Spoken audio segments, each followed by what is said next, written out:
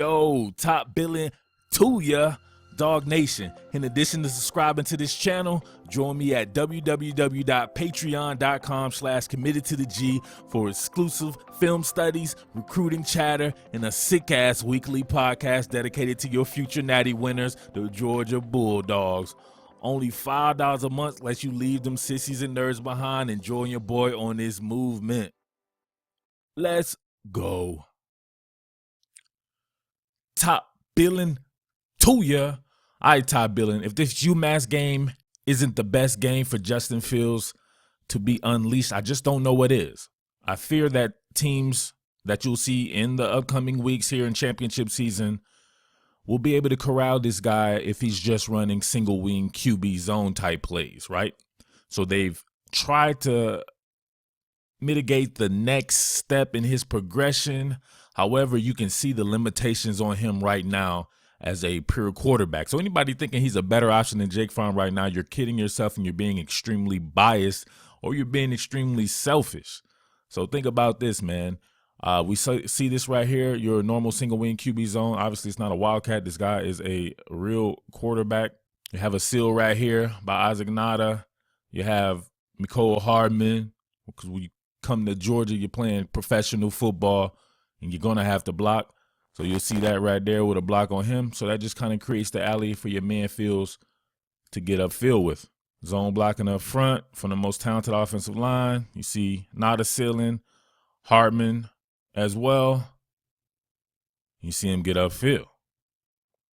All right, so fast forward this right now to the Auburn game. And you see an immediate package build for Justin Fields that looks very similar to what he was doing against Kentucky when they unleashed that single wing zone.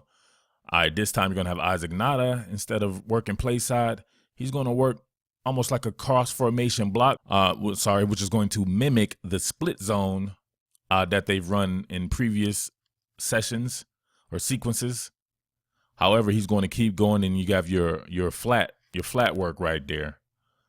Still going to have your normal zone blocking, area blocking by the offensive line. But this time you're going to see Fields fake like it's going to be the QB single wing split zone, and he's going to peel back on the bootleg, right? So this should be easy pie, easy money. But check this bad boy out. All right, we see it start to develop here. This is actually working very well, just for the simple fact that you see number 91 here, I believe it's Nick Cole. He has to stop his feet, and he's not going to be able to keep up with a already in motion Isaac Nada. So right now, this is what you have to do. Don't be a hero. Pass the ball right now to Isaac Nada. Lead him into the flat, because we see back here, linebacker is in a trail technique. You give him the ball there right now instead of looking to make some type of play. This is what he was originally looking to do right here. He wants Mecole Hardman to come open right here to hit him for a touchdown. But, man, Jake Fromm would have taken this right here, and you would at least move the ball down to, at the very least, the 1 yard line, hitting the Isaac Nada right there, or you probably would have scored. More than likely, you would have scored. However, that doesn't come open for him. Now you have Nick Cole bearing down. Look at it. Just look at this right here. That's a touchdown. The cornerback being tied up by the receiver right here. If you can lead this guy out into the flats, Isaac Nada, 5-star tight end, big-time talent. This is how you get everybody involved. It can't necessarily just be about one person. That's a touchdown. That's your touchdown. That is a huge touchdown to open that game with in that first drive for Georgia, right? Instead, it's nothing. Gets tackled. Plays dead. All right, check this bad boy out right here. In the Kentucky game, they actually put him in to just not run the ball, which has been everyone's wish. However, you can see the lack of maturation in his ability to decipher exactly what's going on. You're going to have Dino Concept here at the top. Going to have a couple of slants. I would have to guess that will be Hardman and Jeremiah Holloman. You're going to have a corner route being run right here by your man Riley Ridley out of the tight slot.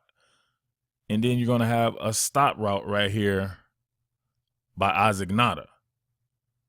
Now, this multiple reads in this progression right here are open, but just check out what happens. All right. Pause. Right here, you can see him staring down Isaac Nada. And I guess that you can see a little bit of blue here, so he decides not to go there. But even if he didn't go there, if he were to come off that initial read, he has the slot receiver coming open right here on the slant. Perfect. Hit him. Perfect. Or he could have been patient and waited for Ridley to come open right here, and he probably has a touchdown, but that may be too much to ask. But at the very least, that slant was coming open, and that may have been a touchdown as well, considering who he's throwing the ball to. And Cat's got to get out of here with that Georgia doesn't have any NFL receiver stuff. That's the most asinine stuff I've ever heard. Please stay off the channel when you're drinking and doing meth. All right, so we see it right there. One read, literally one read to Isaac Nada, and he's taken off, getting pinball machined. It's not all about athleticism, folks. You got to be able to play quarterback. But you do actually need to get this guy up to snuff because he's such a weapon. And it doesn't have to be by design runs. I want to see him out there throwing the ball and scrambling. I think scrambling is going to be the key with this guy.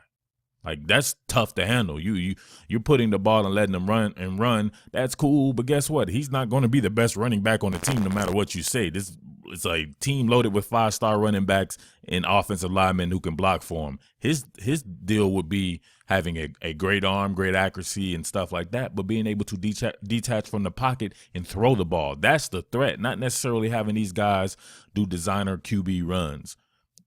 Not going to be a better running back than what you have back there in your backfield. He's not the best running back in this picture right here. James Cook is right next to him. He's a better running back than Justin Fields.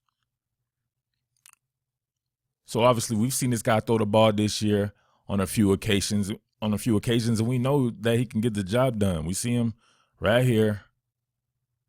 Look at this. Let's look at his mechanics right here. Look at the hip rotation. Look at the point and shoot foot. Look at the over-the-top delivery. Look at the product placement. Product placement. You've been hearing me say product placement for how long? Go back to April. Matter of fact, I might put that up and go back to April. All right, please don't play my man Justin Fields as he's a throw-first quarterback. His ability to run is superseded by his ability to deliver the ball. Look at the product placement on this particular play. Yup, exactly. With Justin Fields in the spring game, I was talking about product placement. Now I got everybody biting my terms and everything like that. You get your own style, just like we can get Justin his own style and make him the best quarterback in the country, right? Here we go, sprint out against Tennessee right here. Here will be the next step in his progression. Now he's going to hit Hartman right here. Or, I'm sorry, he could hit Hartman right here, but he takes the out here to Ridley. But check this out. Look back there. His second level throw could have been the Hartman right here. And that may have been for a huge gainer. So it's just stuff like that. Being able to see this stuff unfold and work it. Man, that might have actually been a touchdown. Look at it. All right, last one right here. You remember the Auburn play from earlier here. This is the exact play with the play action from the running back and then the bootleg out the back right here. So he hits the out right here, and you can see him hitting Isaac Nada right there. Great product placement, and Nada's able to run just like he would have ran for a touchdown in the Auburn game had he hit him, right? All right, so there you have it. The UMass game, give me one series of Jake Fromm and those guys, and then I want them to empty the clip, put everybody in that are backups. Actually, maybe sprinkle in some of the starters and let Fields work with some of these starters as well, because you just never know what could happen in the future, and you want this guy to be prepared because he's going to see some monster defenses in the SEC championship game and past the SEC championship game into the playoffs, right? So have this guy up to snuff by allowing him to work every single concept, and I want to see him play 95% of this game. Originally, I thought, like, hey, keep Jake Fromm and those guys in a rhythm. But now, no. Let them get a little bit of a rhythm to start the game. Bring in the rotational guys and the two deep everywhere, defense, offense, special teams, and then come back and get back into a rhythm with Georgia Tech, because these next two games aren't necessarily going to help you with the game that you'll see in the SEC championship game because of the style of play. So at the very least, get the experience. But of course, I'm your boy Murf Baldwin. Make sure you hit that patreon.com/committed-to-the-G so you can get more film breakdowns like this, podcast, recruiting chatter, and we talk football all day. It's real lively up in there. But until next time, I appreciate all you folks out there who aren't idiots, and holla at your boy.